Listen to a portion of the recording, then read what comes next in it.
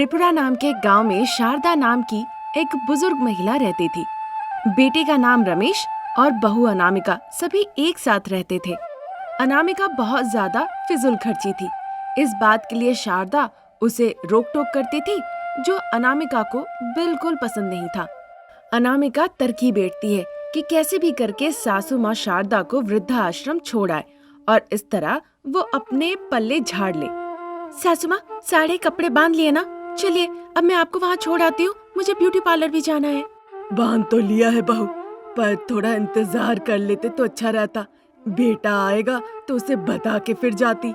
अगर आप चाहती है कि आपका बेटा और बहू खुश रहे तो आपको वही रहना होगा। अब आप भी फैसला कर लीजिए।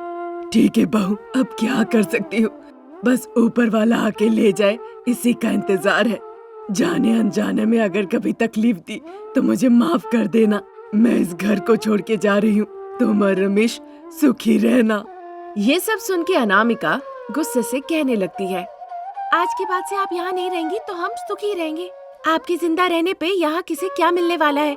आप खुशी खुशी ऊपर जाइए और जाके पिताजी के साथ डुएट गाइए। ईश्वर का बुलावा ना आए तो मैं कैसे जाऊँ बेटा? अब आप घर से जा रही है ना, सब पता चल जाएगा आपको। ऐसा कह के बुजुर्ग सासू माँ को लेकर अनामिका निकल जाती है। स्कूटी में बैठ के कहती है, मुझे बिना छुए हुए बैठिएगा। अनामिका कहती है। शारदा बहुत ही मुश्किलों के साथ स्कूटी में बैठती है ताकि अनामिका को वो छू ना ले, इसीलिए कपड़ों के बैग वो बीच में रखती है। इस तरह अनामिका गाड़ी चलाती है और पीछे बैठी शारदा बस आंसू बहाती है और मनी मन कहने लगती है, आज की बहू रानी अभी तो कल सास बनेगी, पर बिना फिक्र किए ऐसी लड़कियां इस तरह का सोच रखती है। सास को इतनी नफरत क्यों करती हो? मन में क्यों जहर है? ऐसी नजरों से क्यों देखती हो? क्या तुम्हें मेरी तकलीफ का एहसास भी है? एक बार तो सोचो। इस तरह से सोच के वो चुपचाप अपना आंसू पोंछती है। अगर रोती कहीं बहू अपनी गाड़ी ना रोक ले, वहाँ पे कोई था भी नहीं, फिर हो सकता है उसके सर के बाल पकड़ के वो उसे बहुत पीटती। इस डर से वो चुपचाप मनी मन रोती है। थोड़ी दूर जाने के बाद अनामिका एक पेड़ के नीचे अपनी स्कूटी रोकती है। शारदा जो स्कूटी पे बैठी थी जल्दी से अपने आंसू पोंछ लेती है और आसपास घूम के देखने लगती है कि आखिर बहू रानी उसे कहाँ ले आई। थोड़ी दूर में एक गांव दिख रहा था और दूसरे तरफ दो बड़ी बड़ी इमारतें दिखी। अब माला पहना के कहना होगा, उतरिए। अब शारदा को नहीं पता था कि कैसे उतरना है। वो अपना बैलेंस खो देती है और स्कूटी से जाके नीचे गिरती है। नीचे छोटे छोटे कंकड़ थे, उससे शारदा के चेहरे पे चोट लगती है और वो छिल जाता है। ये देखकर भी अनामिका ने कुछ नहीं कहा, ऐसा तक कि उसने उन्हें उठाने की कोशिश तक नहीं की। बेचारी सासू माँ शारदा खुद से बहुत मुश्किलों के साथ उठती है और उठ के कपड़ों के पोटली को उठाती है। देखिए सामने जो 2 तल्ले की इमारत दिख रही है ना, वहाँ जाइए, वही अनाथ आश्रम है। ये बात सुनने के बाद शारदा के दिल टुकड़े टुकड़े हो जाते हैं, उसकी आंखों से आंसू निकलने लगते हैं। अनामिका देखती है पर उसे इस बात का कोई फर्क नहीं पड़ता। वहाँ जाके कहिएगा मेरा कोई नहीं है, इसीलिए मैं अनाथ आश्रम में रहने के लिए आई हूँ। जब मेरा बेटा बहू है फिर मैं अनाथ कैसे हो सकती हूँ? सुनिए, अगर आप चाहती है कि आपका बेटा बहू खुश रहे तो आप अनाथ जैसा बर्ताव कीजिए और अनाथ आश्रम जाके रहने लगिए। जब वो इस तरह गुस्से से कहती है, शारदा फिर कुछ कह नहीं पाती। चुपचाप एक एक कदम वो आगे बढ़ाने लगती है। वो स्कूटी के शीशे में अपना चेहरा देखती है जिसमें बहुत झुर्रियाँ आ चुकी थी। कितने दिन हो गए शीशे में मैंने चेहरा तक नहीं देखा। मेरे चेहरे की झुर्रियाँ मेरी तकलीफों को आज दर्शा रही है। याद है मुझे जब मैं माँ बनी थी, वो वक्त कितना अच्छा था। शारदा जब ऐसा सोच ही रही थी, अनामिका गुस्से से कहने लगती है, बहुत देख लिया, अब आप कोई कच्ची कली तो नहीं है। जल्दी जाइए, इस गर्मी की वजह से खूबसूरती बर्बाद हो रही है। मुझे ब्यूटी पार्लर भी जाना है, जाइए जल्दी जाइए। अनामिका इस तरह कहती है। शारदा फिर कुछ कह नहीं पाती। फिर वो अपना कपड़े का बैग लेके धीरे धीरे चल के आगे बढ़ने लगती है। उन्हें जाते देख अनामिका बड़ा निश्चिंत होती है। हे भगवान, सर का एक बड़ा बोझ उतरा। घर पे पूछेंगे तो कह दूंगी वो तीर्थ पे गई है, फिर उन्हें किसी तरह का भी शक नहीं होगा। इस तरह सोच के अनामिका अपने घर की तरफ चली जाती है। बीच रास्ते में देखती है कि उसकी माँ सुजाता रास्ते पे बैठ के भीख मांग रही है। अचानक से देख के वो मानो कि सदमे में चली जाती है। फिर खुद को संभालते हुए अपनी गाड़ी लेके अपनी माँ के पास वो जाती है। भीख मांगती हुई सुजाता जब अपनी बेटी को देखती है तो कहने लगती है, अरे बेटा, तुम आई हो। देखो अपनी बुजुर्ग माँ की क्या हालत हो गई है। सुजाता अपनी बेटी को देखकर बहुत रोती है। अपनी माँ की ऐसी परिस्थिति देख के पहले तो उसे अपने भाई और भाभी पे बड़ा गुस्सा आया। बाद में उसे जब अपने हरकतों के बारे में एहसास हुआ तो उसे शर्म आने लगी। अपनी माँ को इस परिस्थिति में देखकर अनामिका आंसू रोक नहीं पाई। माँ को वो गले लगा के रोने लगती है।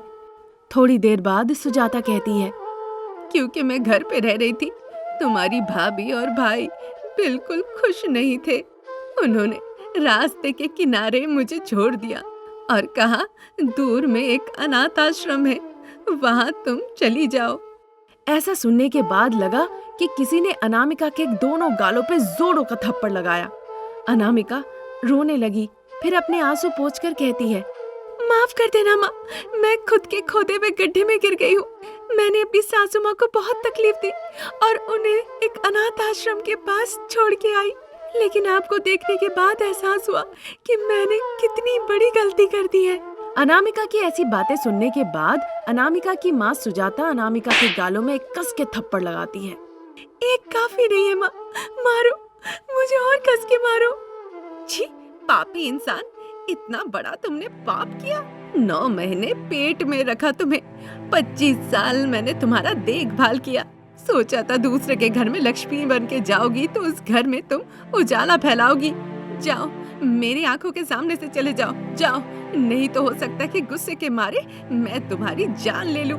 छी, ऐसे पापी इंसान को मार के मुझे अपने हाथ नहीं गंदे करने हैं। हाय रे शारदा बहन, पता नहीं तुमने कितने दुख सहे।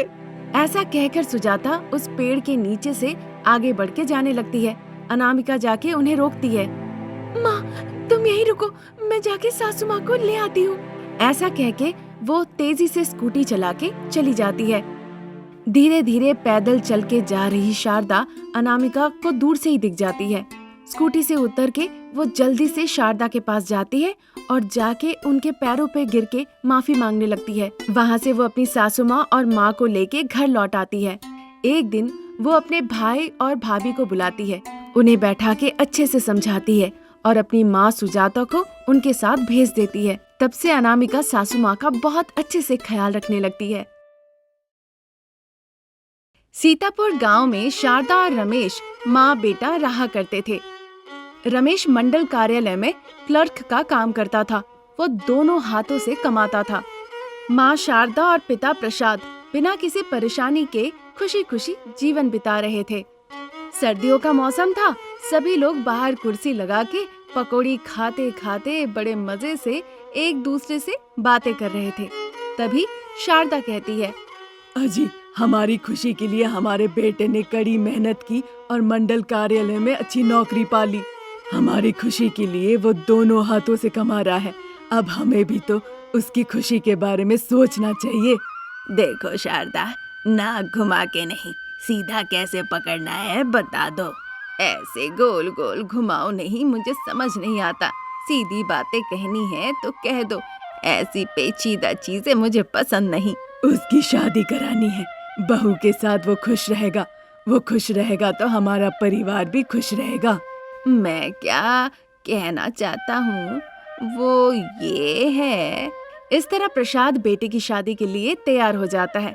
शारदा भी रमेश के लिए अलग अलग रिश्ता देखना शुरू कर देती है। उसे एक गरीब किसान मुरली की बेटी अनामिका बहुत पसंद थी। वो उससे बात करती है। क्या कहते हो मुरली, अपनी बेटी की शादी मेरे बेटे से कराओगे? बहू बना के भेजोगे? शारदा जी, जो आप कह रही है क्या वो सच है? सच कह रही हो मुरली, बहुत दिनों से मैं अनामिका को देख रही हूँ। बहुत अच्छी दिल की लड़की है। बड़ों का आदर सम्मान करना आता है उसे। हमारे हिंदू संस्कार को जानती है। पूरी तरह से हिंदू सनातनी लड़की है। ये सब देखकर ही तो मैं, मेरे पति और मेरा बेटा उसे बहुत पसंद करते हैं और इसीलिए तुम्हें बुलाया बात करने के लिए। आपको पता है क्या सही है क्या गलत है? मेरी बेटी का भाग्य अच्छा है कि वो इस घर में बहू बन के आएगी। अब इतने अच्छे परिवार को मैं ना कैसे कहूँ। इस तरह मुरली अनामिका और रमेश की शादी के लिए तैयार हो जाते हैं। फिर दोनों की शादी हो जाती है। अनामिका के विदाई के वक्त मुरली कहने लगते हैं, शारदा बहन मेरी बेटी की माँ नहीं है, आज से आप ही उसकी सगी माँ है। ज्यादा पढ़ी लिखी नहीं है, पर घर के काम काज रसोई के साथ साथ उसे सिलाई बुनाई का काम भी आता है। आज से माँ हो या सास आप ही है। अगर कुछ गलती हो जाए उससे तो माफ कर दीजिएगा। आज से मेरी बेटी की पूरी जिम्मेदारी मैं आपके हाथ सौंपता हूँ। इस तरह अनामिका के हाथ शारदा के हाथ दे देता है। शारदा उसे साहस देती है, उसे समझाती है। मुरली को भरोसा मिलता है, ये सोचकर कि वो सही जगह अपनी बेटी को भेज रहा है। चिंता मत करो, मेरी बेटी नहीं है। आज से अनामिका मेरी बेटी की तरह ही होगी। तुम धैर्य रखो। ऐसा कहकर शारदा अनामिका को अपने साथ लेके चली जाती है। अनामिका अपने ससुराल में कदम रखने के साथ साथ ही घर का काम काज, सास ससुर सबकी सेवा और अच्छे से अपनी जिम्मेदारी निभाती है। ऐसे ही खुशी खुशी दिन निकलते हैं। एक दिन अनामिका विवेक नाम का एक पुत्र संतान को जन्म देती है। फीस ज्यादा होने के बावजूद वो घर के पास के ही एक स्कूल में बच्चे की दाखिला करा देते हैं। एक दिन रिश्वत लेते हुए रमेश पकड़ा जाता है। वो अरेस्ट हो जाता है और जेल चला जाता है। ये खबर अखबार, टीवी, पूरे गांव, रिश्तेदार और करीबी लोगों सभी को पता चल जाती है। लोग उनके साथ बुरा बर्ताव करना शुरू कर देते हैं, खड़ी खोटी बातें सुनाने लगते हैं, विवेक को स्कूल आने नहीं देते हैं। पर अनामिका को बस चिंता थी कि कैसे भी कि रमेश को जमानत में बाहर निकालना है। बहू, हम तुम्हारे साथ हैं। तुम्हारे पिताजी तुम्हें इस घर में बहू के रूप में भेजा था, पर तुम ही एकमात्र सहारा हो। कैसे भी करके बेटे के जमानत के लिए इस घर को बेचना पड़ेगा। इस तरह निश्चय किया। फिर गांव के ही सुदर्शन नाम के एक धनी व्यक्ति को उन्होंने ये घर बेच दिया। फिर उन पैसों से रमेश को जमानत पे बाहर निकाला गया। रमेश बाहर निकल के माता, पिता, पत्नी और बेटों को देखकर रो पड़ा। इस बेईमानी की वजह से लोगों को कितना अपमान सहना पड़ा, आपको नहीं पता। पिताजी चोरों की तरह मुंह छुपा रहे थे। पैसा बिल्कुल सांप की तरह होता है, पता नहीं किस क्षण हमें वो डस ले। गलती हो गई अनामिका, अब मुझे अकल आई है। फिर वो मंडल ऑफिस जाता है, पर वहाँ उसके पास नौकरी नहीं थी। जीवन काटना मुश्किल था, इसलिए जलाओ लकड़ी बेचने के लिए वो शहर चला जाता है। जहाँ गरीब लोग रहते थे वहाँ वो जाता है। एल्युमिनियम शीट का छोटा सा घर भाड़े पे लेता है। प्रसाद की आंखों में आंसू आ जाते हैं। कैसे हम जीते थे और कैसे जी रहे हैं। इस तरह दुखी हो जाते हैं। दुखी मत होइए पिताजी, हमारे अच्छे दिन जरूर आएंगे। अनामिका समझाती है। चाहे कितने भी मुश्किल दिन हो, रमेश मजदूरी के लिए जरूर जाता है। अनामिका जीविका के बारे में जब सोचती है तो उसे याद आता है कि उसे सिलाई का काम आता है। फिर थोड़े ही पैसे में वो एक सिलाई की मशीन खरीदती है और घर पे कपड़े सिलने लगती है।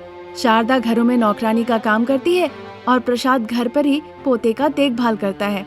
इस तरह राशन के चावल खा रहे थे और अपने दिन गुजार रहे थे। एक दिन सीमेंट का बोरा नीचे से ऊपर ले जाने के दौरान रमेश को बहुत जोरों का चक्कर आता है और छठे तल्ले से नीचे गिर के उसकी जान चली जाती है। ये खबर मिलते ही मानो उनकी जिंदगी उजड़ जाती है। अपने आंखों के सामने अपने बेटे की मौत देखकर शारदा और प्रसाद पागलों की तरह हो जाते हैं। मानो कि आसमान छेद हो गए हो, उस तरह उनके आंखों से आंसू बह रहे थे। जो लोग आसपास में थे वो उनकी मदद करते हैं और इस तरह से दाह संस्कार का काम वो कर पाते हैं। शारदा प्रसाद बेटे के बारे में सोच रहे थे और बहू को बिंदी के बिना देखकर उनके आंखों में आंसू आ रहे थे। पिताजी और माँ, आप लोग को मुझे और मेरे बच्चे को समझाना चाहिए। अगर आप लोग इस तरह से रोएंगे तो मैं और मेरा बच्चा क्या करेंगे। अब तक इस घर पे हुई भयानक घटना काफी थी। बेईमानी से इतना दर्द होता है, पर मैंने कभी अपने बेटे को गलत काम करने के लिए नहीं उकसाया। कल क्या होने वाला है ये तुम्हें कैसे पता था, बताओ। तुम ब्रह्मा की पत्नी थोड़ी हो, तुम तो प्रसाद की पत्नी हो ना। कहते हैं जो होता है भले के लिए होता है। अब दुखी ना हो के आगे बढ़ते रहना है बहू। आज से तुम ही बेटी हो और तुम ही बहू हो। हिम्मत रखो बेटा। इस तरह से उसे धैर्य रखने के लिए वो कहती है। सास ससुर और बेटे का देखभाल करने के लिए अनामिका टेलर का काम करना शुरू कर देती है, जो उसे आता था। यहाँ सिलाई सिखाया जाता है। इस तरह से लिख के एक बोर्ड वो अपने घर के बाहर टांग देती है। एक तरफ घर का काम करती थी, दूसरे तरफ टेलर का काम करके अनामिका पैसे कमाने लगती है। इस तरह से पैसे कमाकर अनामिका अपने सास ससुर और बेटे का बहुत अच्छे से ख्याल रखने लगी और जीवन काटने लगी। इस तरह अनामिका को कठिन परिश्रम करते हुए देखकर सासू माँ शारदा और ससुर जी प्रसाद मनी मन बहुत खुश होते हैं और बहुत गर्वित भी होते हैं।